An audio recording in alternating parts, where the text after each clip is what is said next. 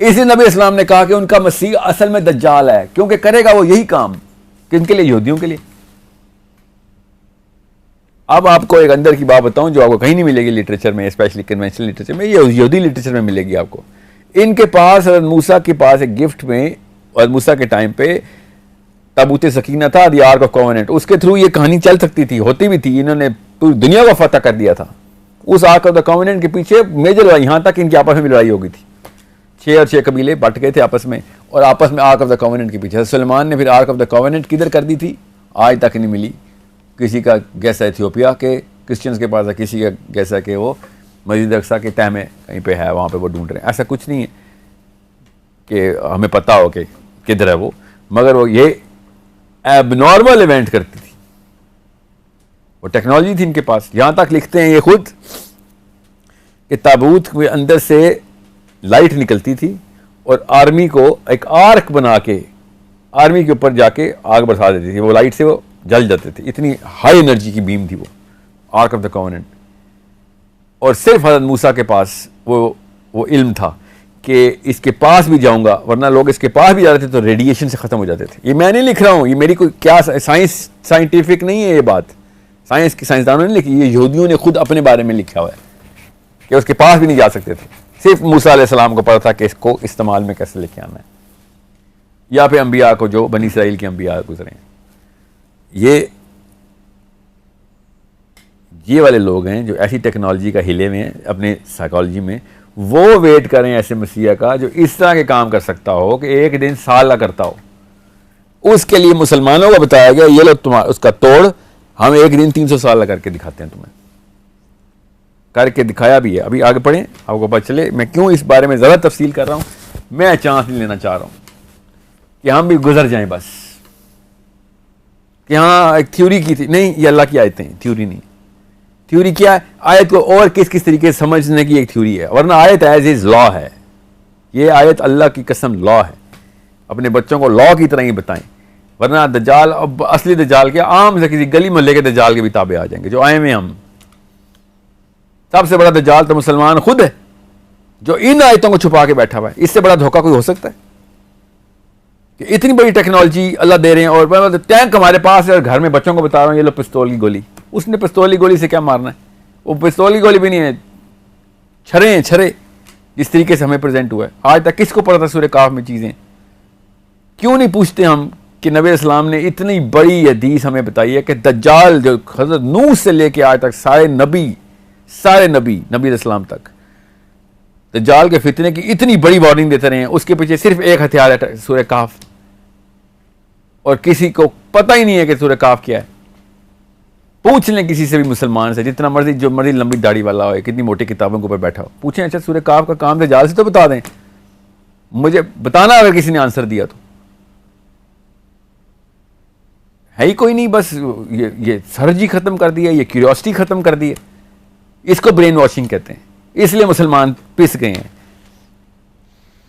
अभी मैं सिर्फ 2 आयतों पे पहुंचा हूं, अभी मैं जुल्करनैन पे नहीं आया हूं, हज़रत मूसा और हज़रत खिदर पे नहीं आया हूं। 100 घंटे की डॉक्यूमेंट्री करनी पड़ेगी अगर मैं इस आयत से आयत लेके चला तो खाली गार नहीं समझ आ रही हमें, तो हमने 100 साल 309 साल कैसे समझने हैं? अभी अल्लाह समझाएंगे। चलें आगे।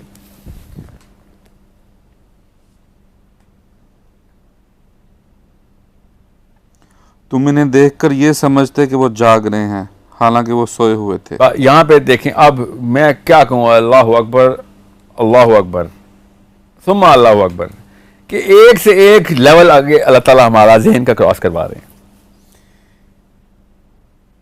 तुम इन्हें देख के समझते कि वो जाग रहे हैं। आपको कैसे पता चलता है कि कोई इंसान सोया हुआ या जाग रहा है? क्या आपको लग रहा है मैं इस वक्त सो रहा हूँ? बड़ा पॉज किया आपने। कैसे कैसे क्या इंडिकेशन है? आयत पढ़ें दोबारा, आपको बताता हूँ अल्लाह ताला क्या कह रहे थे। तुम उन्हें देखकर ये समझते कि वो जाग रहे हैं, हालांकि वो सोए हुए थे। तो इसकी कितनी निशानी हो सकती है एक बंदे के जागने की? ये सोचना एक ग्रोह है अंदर, एक ग्रोह। ये आप अंदर जाते देखते एक ग्रोह है। अब अल्लाह ताला कह रहे हैं तुम अगर इनको देखते तो तुम्हें लगता है जाग रहे हैं। क्या निशानी होती है कि इंसान का ग्रोह जाग रहा है? आंखें खुली हुई हैं। आप पूरे ग्रोह की आंखें तो नहीं देख सकते ना। मुतहरिक हैं वो, जी, बात मुतहरक कर हैं रहे वो। अगर तुम देखते तो मोशन नजर आता तुम्हें।